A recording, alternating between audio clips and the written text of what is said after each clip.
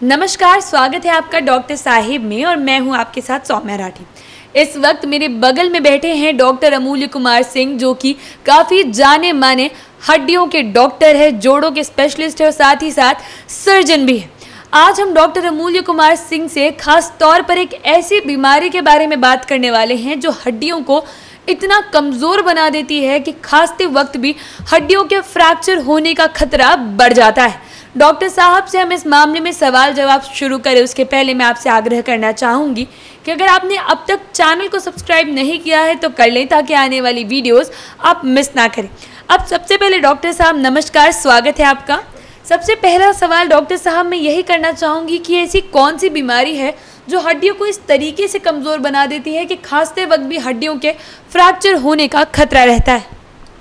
सौम्या, ये आज की जो सबसे ज्वलंत समस्या हमारे पूरे इंडिया में है और अगर बोला जाए तो ग्लोबली हो चुकी है, वह है हमारी हड्डियों का कमज़ोर होना।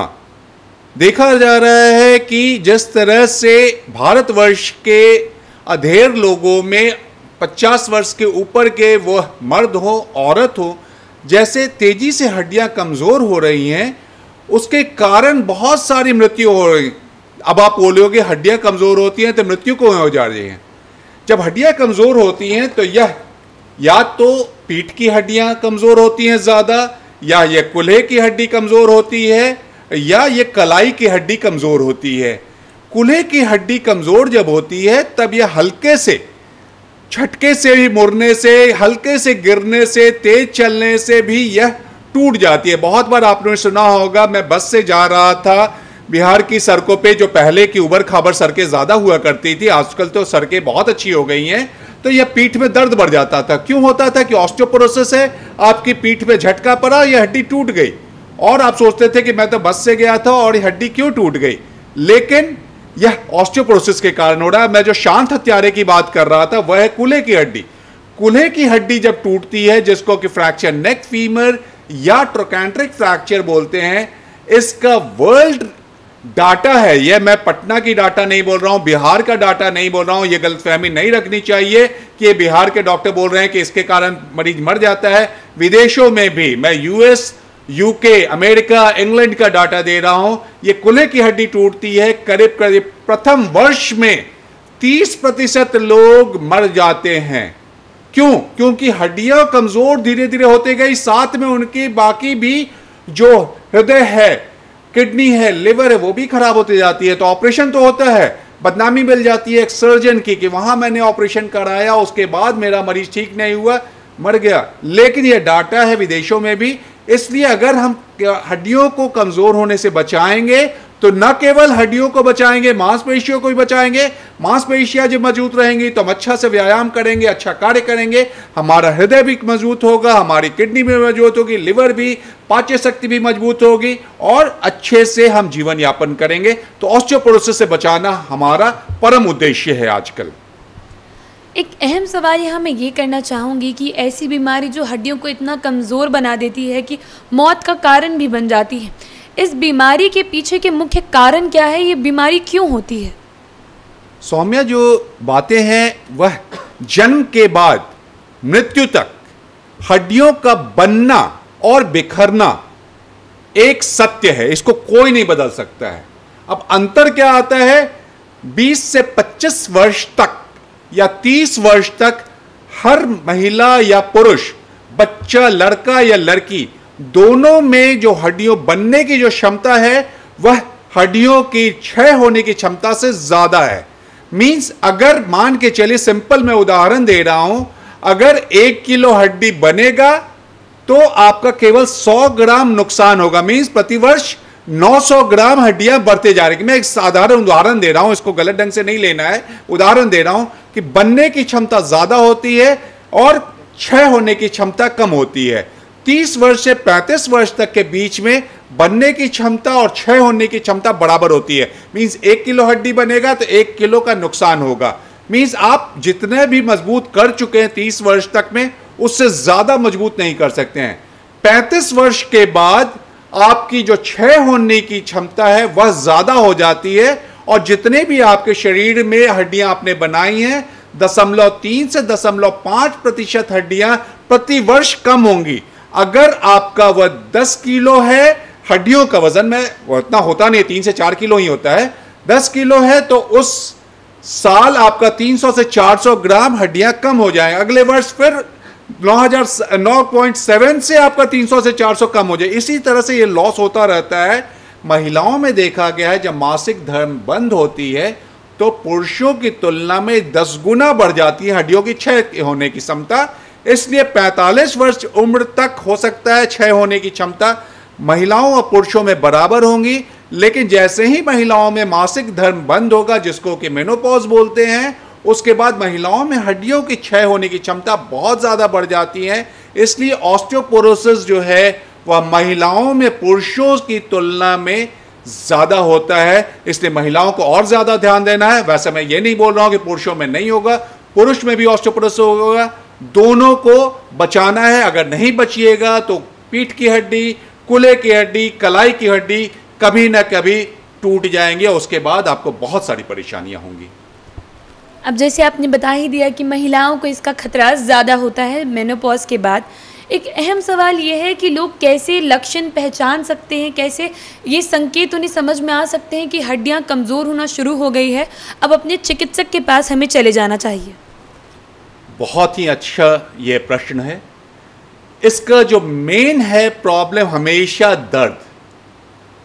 जो भी महिला या पुरुष हमारे अस्पताल, हमारे चैम्बर, किसी भी डॉक्टर के पास जाती हैं, एक शिकायत लेके जाती हैं, डॉक्टर साहब ना हमको चोट लगा है, ना हमको किसी और तरह का तकलीफ है, केवल देखिए पीठ में दर्द रहता है, अकड़न होता है, शाम होते होते ऐठन होने लगता है, और रात में सोने के समय भी मांसपेशियों में दर्द होता रहता है। यह सबसे बड़ा लक्षण है ऑस्टियोपोरोसिस का।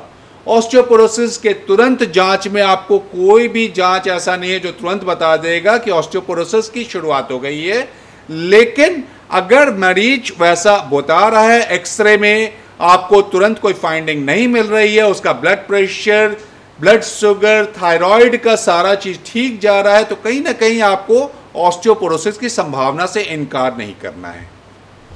एक अहम सवाल यहाँ ये रहेगा कि जैसा आपने बताया कि इस बीमारी को सटीक तरीके से एक बार में आइडेंटिफाई भी नहीं किया जा सकता है, तो ऐसी बीमारी से और क्या क्या समस्याएं एक व्यक्ति के शरीर में हो सकती है? ऑस्टियोपोरोसिस जिसको रहेगा उसको पूरे शरीर में दर्द रहेगा, ये बहुत ज़रूरी है। जैसे जैसे ऑस्टियोपोरोसिस बढ़ते जाती है वह शरीर को हर तरफ से डैमेज करता जाता है। मैं एक बहुत ही अच्छा चीज़ आपको बताना चाहूँगा।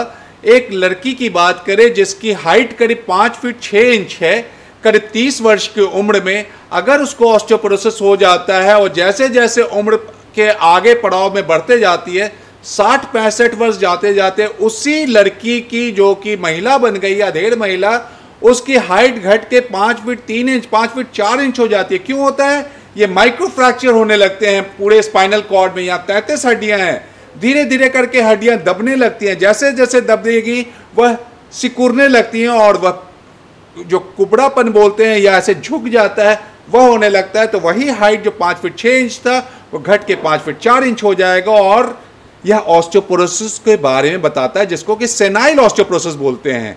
लेकिन उसके पहले अगर बोन मिनरल डेंसिटी आप करा लेते हैं, उसमें आपका टी स्कोर कम है, तो आपको मान लेना चाहिए कि ऑस्टियोपोरोसिस हो चुका है और उसका इलाज तुरंत कराना बहुत ज़रूरी है। अब जब डॉक्टर साहब आपने इलाज की बात करी दी है, तो इस वीडियो के लिए आखिरी सवाल यही पूछना चाहूँगी कि इस बीमारी का इलाज क्या है, बचाव कैसे किया जा सकता है? सबसे पहले हम लोग बात करेंगे बचाव की। बचाव का सबसे बड़ा, लोग बोलते हैं ऑस्टियोपोरोसिस अधेड़ उम्र की समस्या है, बच्चों में कोई चिंता करने की बात नहीं है। यहाँ मैं बात दूसरे ढंग से रखना चाहूँगा, जो मैंने थोड़ी देर पहले बात की कि आपकी हड्डियाँ मजबूत हो सकती हैं केवल 30 वर्ष तक। अगर आज हमारे बच्चे, नवयुवक और नवयुवतियाँ अपने हड्डियों को 30 वर्ष तक ज़्यादा मजबूत नहीं करेंगे, तब उनके हड्डियों की क्षय होने की प्रक्रिया कम लेवल से शुरू हो जाएगी। मैं ये बोलना चाहता हूँ, उदाहरण देना चाहता हूँ, अगर आपके हड्डियों का वजन बहुत अच्छे मेहनत करके, अच्छे खान पान करके 4 किलोग्राम हो गया है 30 वर्ष तक में, तो 4 किलोग्राम से धीरे धीरे कम होगा। अगर वही बदकिस्मती से आपकी हड्डियों का वजन 3 किलोग्राम केवल है तो 3 किलोग्राम से कम होने लगेगा। तो जिसका 4 किलोग्राम है, हो सकता है उसका जो हड्डियों का वजन 3 किलोग्राम पहुंचने में 70 वर्ष में 40 वर्ष तक वह बहुत अच्छे बने रहे। जिसका 3 किलोग्राम है वह तुरंत कम होने लगेगा, उसको परेशानी 40 वर्ष से शुरू हो जाएगी। इसलिए बच्चे बच्चियों को अच्छा खान पान पे ध्यान देना है, पौष्टिक भोजन जिसमें हाई प्रोटीन डाइट बहुत जरूरी है, दूध का सेवन करना बहुत जरूरी है। सबके लिए मैं बोलना चाहूंगा, दूध में सबसे ज्यादा कैल्शियम होता है। दूध या उसके पदार्थ मींस दही, पनीर, ये सब चीज सब में फायदा होता है। साग सब्जियों में मैं बात करना चाहूंगा, मेथी में सब्जियां में अच्छी है कैल्शियम, बंद गोभी, फूल गोभी में कैल्शियम अच्छी है, तो इसका सेवन करना चाहिए। और मांसाहारी लोगों के बारे में बोलना चाहूंगा, रेहू मछली में बहुत अच्छी कैल्शियम होती है, उसका सेवन आप जरूर कीजिए। बांगड़ा मछली में भी बहुत अच्छी होती है, इन सब का क्रैब में बहुत अच्छा कैल्शियम होता है। तो वैसे खान पान का आप अच्छा पदार्थ लीजिए, पौष्टिक भोजन लीजिए, व्यायाम कीजिए। और दूसरी बातें मैं बोलना चाहूंगा, धूम्रपान से बहुत कष्ट होता है, आपकी हड्डियां कमजोर होती जाती हैं, वो कैल्शियम को एब्जॉर्ब नहीं होने देता है। शराब के सेवन से प्रॉब्लम होती है, अगर आप प्रतिदिन 3 कप कॉफी से ज्यादा पी रहे हैं तो वह कैल्शियम को एब्जॉर्ब नहीं होने देगी। तो इन सब चीजों को दूर रखना है। और कुछ ऐसे मरीज होते हैं जिनको स्टेरॉइड चल रहा है, उसमें ऑस्टियोपोरोसिस होने की संभावना ज्यादा है। तो शुरू से ही आपको कैल्शियम ज्यादा मात्रा में बाहर से टैबलेट के रूप में लेनी होगी। तो देखा आपने कि किस तरीके से डॉक्टर साहब बता रहे हैं कि एक ऐसी बीमारी जो आपके लिए एक वक्त के बाद जानलेवा साबित हो सकती है, उसका कितनी छोटी छोटी चीज़ों की मदद से आप ध्यान रख सकते हैं। कुछ बेसिक लाइफस्टाइल चेंजेस जैसे कॉफ़ी को नियंत्रित रखना, धूम्रपान जैसी आदतों से दूर रहना, महज इन चीज़ों से आप अपने आप को एक जान लेने वाली बीमारी से, हड्डियों के रोग से अपने आप को सुरक्षित रख सकते हैं। तो उम्मीद करूंगी कि डॉक्टर साहब ने जो कुछ बताया है आप ना केवल उसे बस सुनेंगे बल्कि अपने अपने जीवन शैली में उन बातों को जगह भी देंगे, अपनाएंगे भी। बहुत जल्द मुलाकात होगी अब डॉक्टर साहिब के अगले एपिसोड में। तब तक के लिए अगर आप इस वीडियो को फेसबुक पर देख रहे हैं तो पेज को लाइक और शेयर ज़रूर करें। अगर आप इसे यूट्यूब पर देख रहे हैं तो चैनल को सब्सक्राइब करें। आप हमें कमेंट बॉक्स में ये भी बता सकते हैं कि डॉक्टर साहिब से आपके क्या सवाल हैं। धन्यवाद।